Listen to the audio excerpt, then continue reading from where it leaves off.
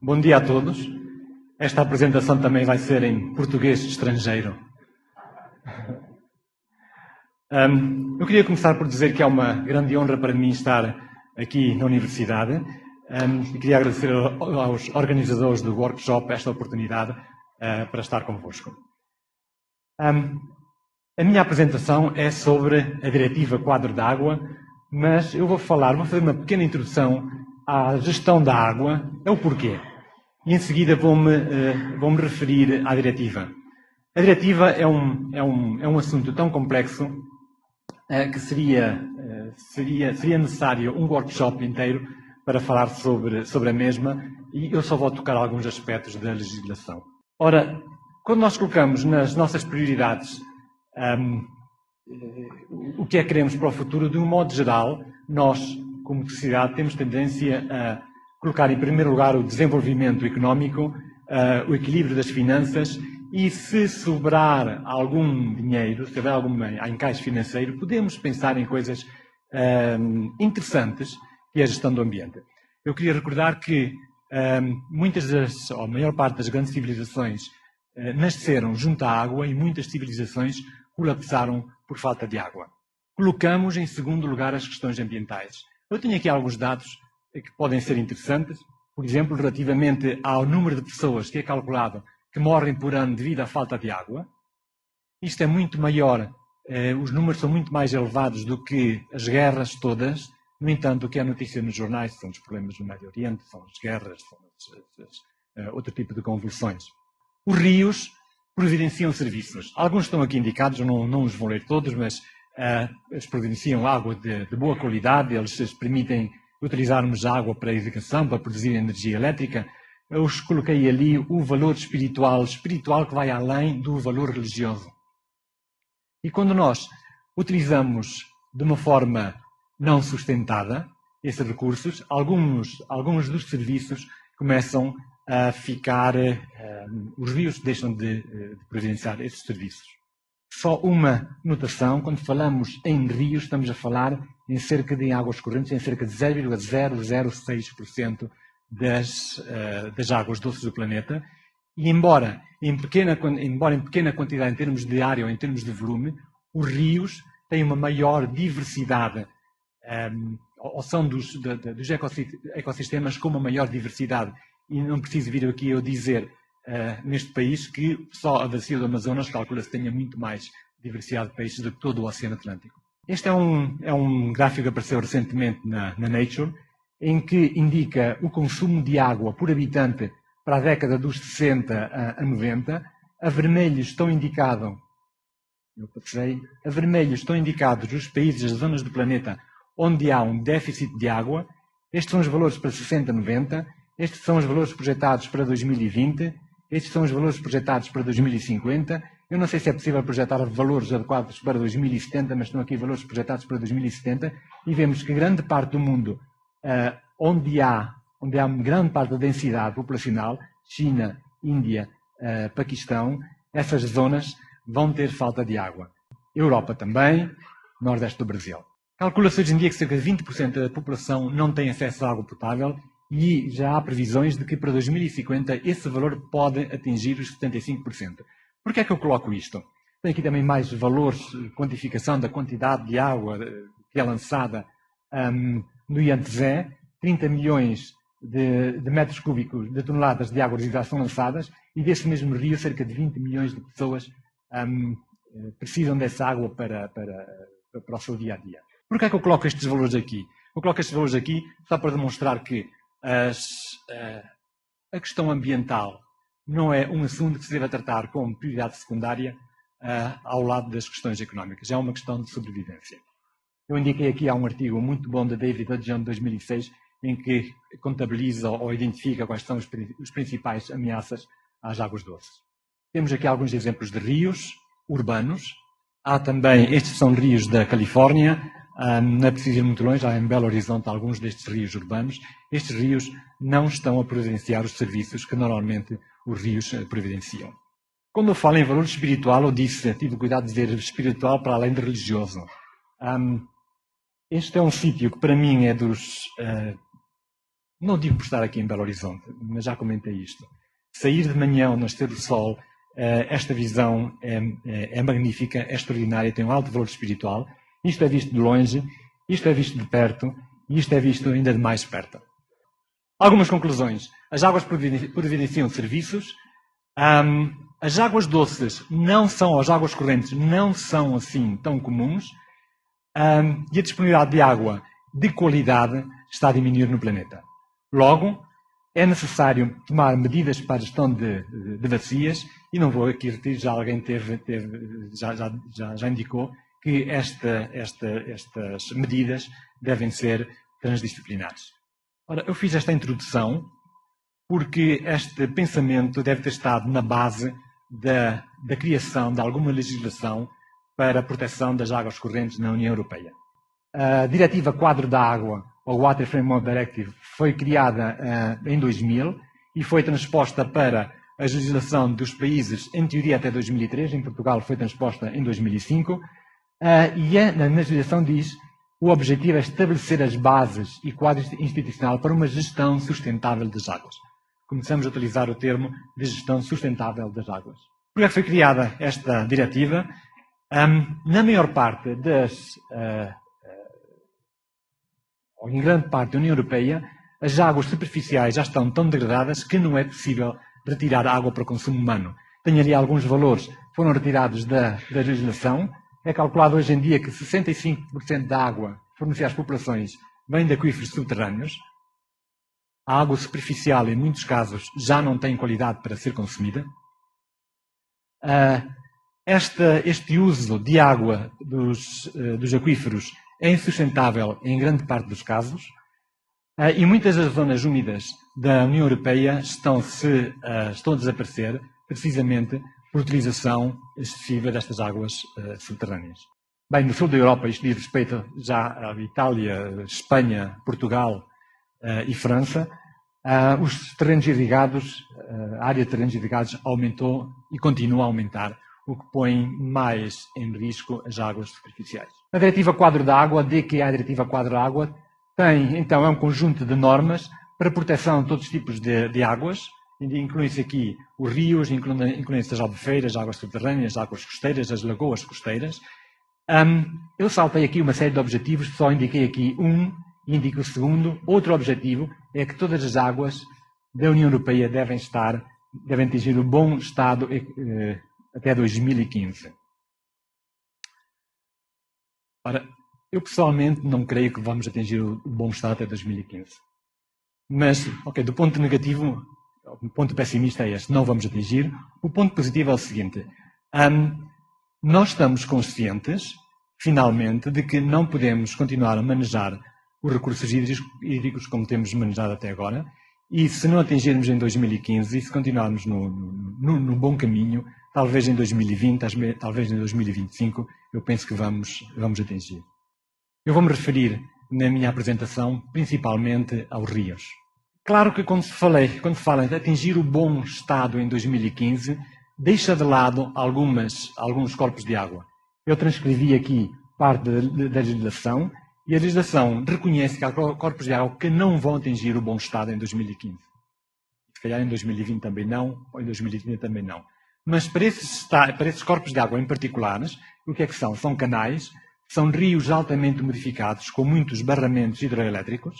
Para esses casos em particular, o objetivo é atingir um bom estado ecológico potencial e que a química das águas atinja o bom estado. Há um calendário, metas a cumprir. A legislação foi criada em 2000, até 2003, transcrição para para as legislações nacionais, avaliação das fontes de pressão e que afetam as comunidades aquáticas, os rios, estabelecer programas de biomonitorização e planos de gestão das bacias hidrográficas, publicação desses planos e então, finalmente, em 2015, os rios devem atingir a boa qualidade, que, como eu disse, não creio de modo algum que se vá atingir essa boa qualidade, mas eu penso que nós estamos no bom caminho. O que é avaliado? Até agora, legalmente, o que é que era avaliado? Era avaliada a parte química e era avaliada os componentes microbiológicos. A legislação especifica agora que, além da parte físico-química, há elementos biológicos e elementos hidromorfológicos. Pela primeira vez, estamos a tomar em consideração o biota. Isto é um quadro que fala aqui dos diversos componentes. Quero chamar a atenção que há diretivas, elementos que são avaliados tanto para rios, que são diferentes dos que são avaliados para lagos, que são avaliados para as águas de transição e que são avaliados para as zonas costeiras. O que é que nós medimos? Medimos coisas como, por exemplo, a composição e abundância da flora aquática, dos invertebrados aquáticos e dos peixes. A quantidade de peixes, a estrutura de idade dos peixes, a estrutura de idade das comunidades de peixes. Quanto à parte hidromorfológica, há uma série, tenho aqui ao lado alguns elementos dos lagos, e neste caso são importantes o fitoplâncton, outra flora aquática, invertebrados e peixes também são importantes. Quanto aos elementos hidromorfológicos, há aspectos importantíssimos. Eu vou fazer aqui uma indicação, quantidade e dinâmica das águas correntes, porque nós vamos ter algumas sessões que vão falar sobre caudais ecológicos. E tenho ali uma seta a apontar para a estrutura da vegetação aquática.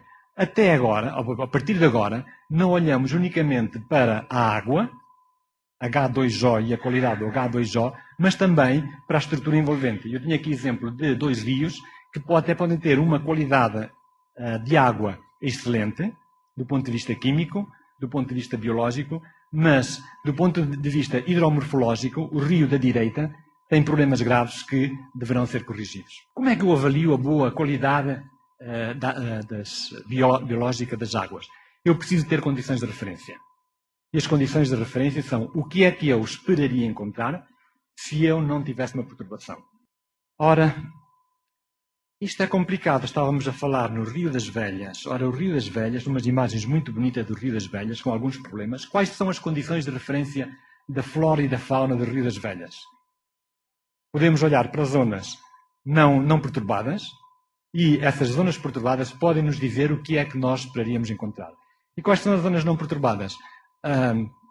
Não são certamente os rios da Serra do Cipó. Os rios da Serra do Cipó podem estar em muito boas condições, mas as condições físicas, as condições químicas, as condições hidrológicas da Serra do Cipó são diferentes do Rio das Velhas. Então nós precisamos ter condições de referência para tipos de rios. E o que foi feito na União Europeia, eu tenho aqui o exemplo de Portugal, foi definir zonas que possam dar alguma informação de o que é que nós encontraríamos numa condição de referência.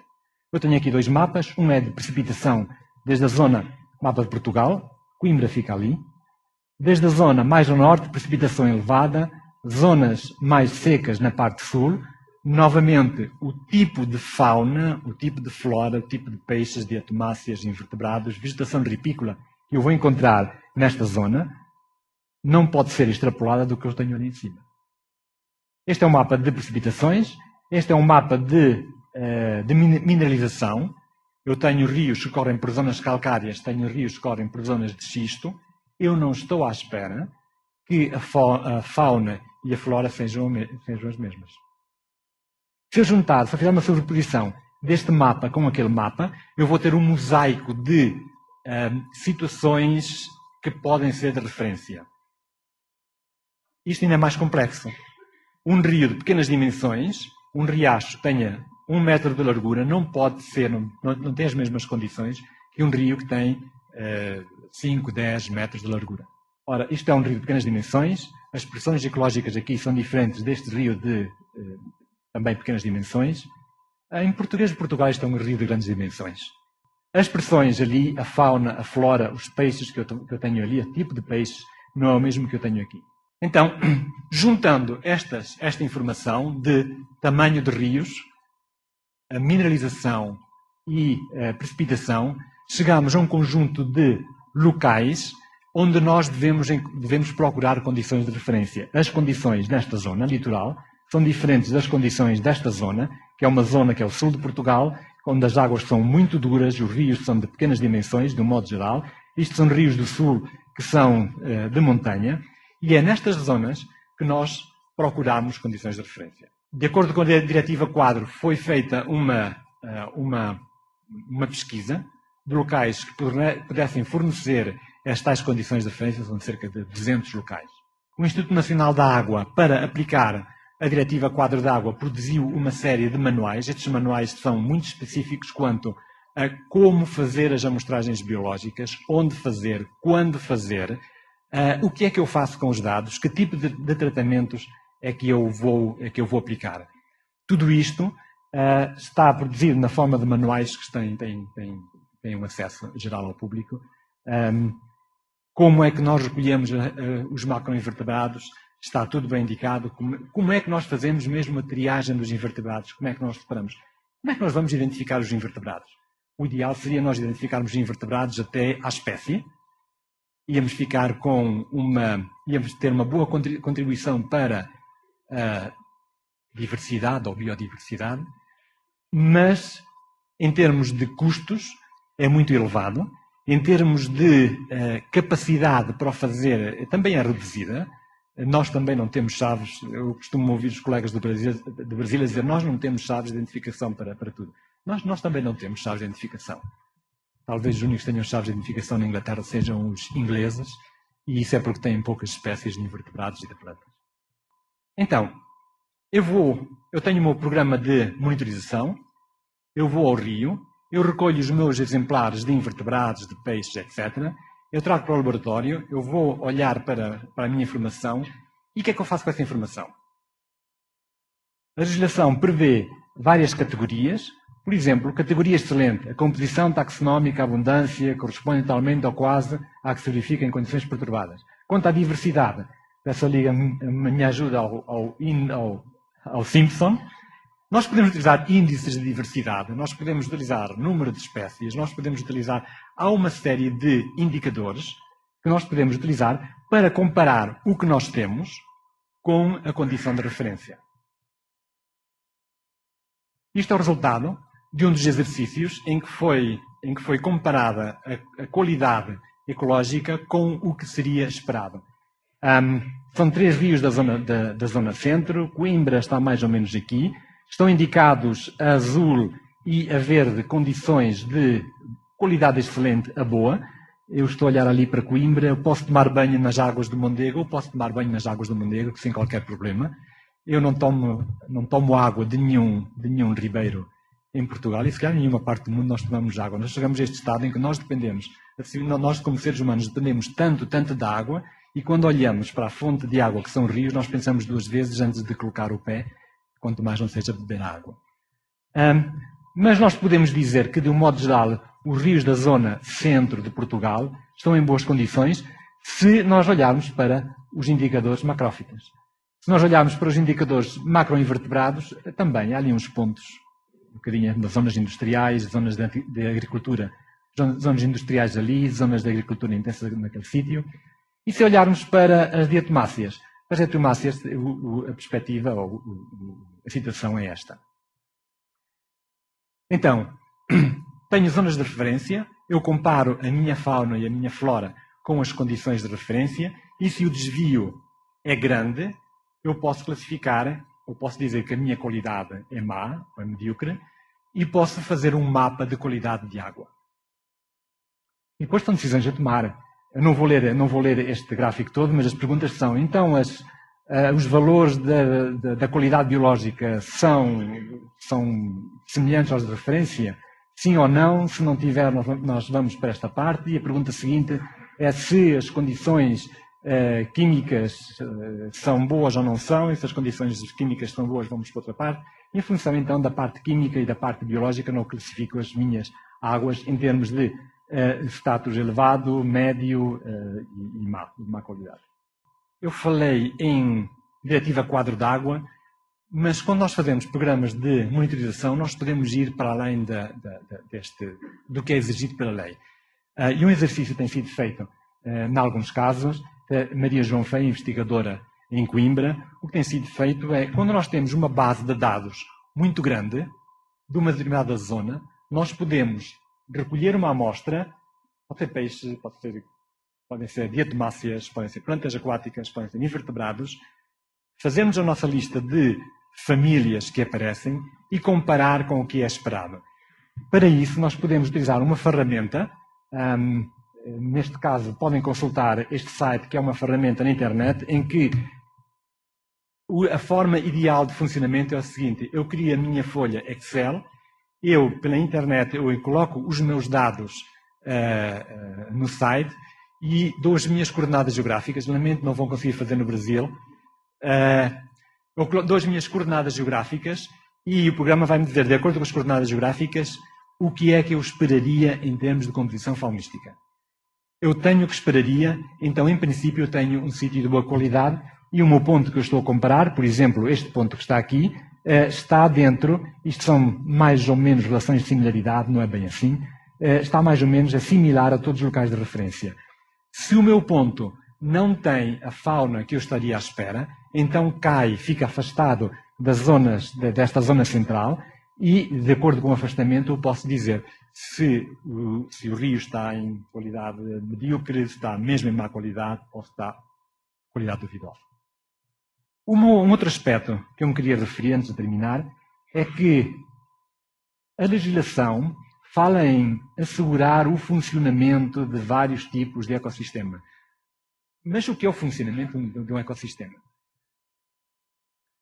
Em alguns casos até fala na necessidade de ter parâmetros funcionais, mas a legislação que foi tão rígida em indicar o que é que se amostra, o que é que se faz em termos de estrutura de comunidades, é completamente omissa relativamente aos parâmetros funcionais, por várias razões. Uma é porque são muito mais difíceis, ou esta é a principal razão, é porque é muito mais difícil.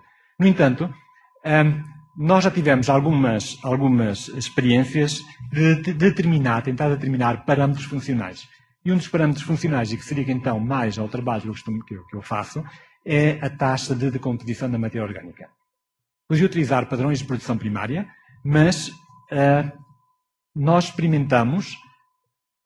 determinamos para várias zonas de Portugal, para rios com determinadas características, rios de montanha, rios de setores médios, rios que diferem na granulometria, quais seriam as taxas de decomposição da matéria orgânica. E a decomposição da matéria orgânica é um parâmetro funcional importantíssimo, porque a maior parte da energia que circula nos rios não é produção in situ, ou pelo menos nos nossos rios, mas sim matéria orgânica que entra na forma de folhada. Então, este trabalho foi feito por uma equipa internacional, BH e Portugal, Maria João e Adriana, e o que mostra é padrões de decomposição em sítios de referência e em sítios perturbados para vários conjuntos, várias de folhas. E nós vemos que, em alguns casos, as perturbações, e estas perturbações podem ser presença de nutrientes, em muitos casos, ou presença de poluentes, quando, nestas condições de perturbação, as taxas de decomposição são diminuídas. E nós podemos utilizar este mesmo processo que utilizamos para o exercício anterior, que é preparar modelos, onde nós medimos taxas de decomposição, colocamos os valores das taxas de decomposição e vemos se as taxas de decomposição estão de acordo com o esperado ou não. Ora, um sumário do que acabei de apresentar é que a monitorização biológica está estipulada, há um quadro legal para a monitorização biológica.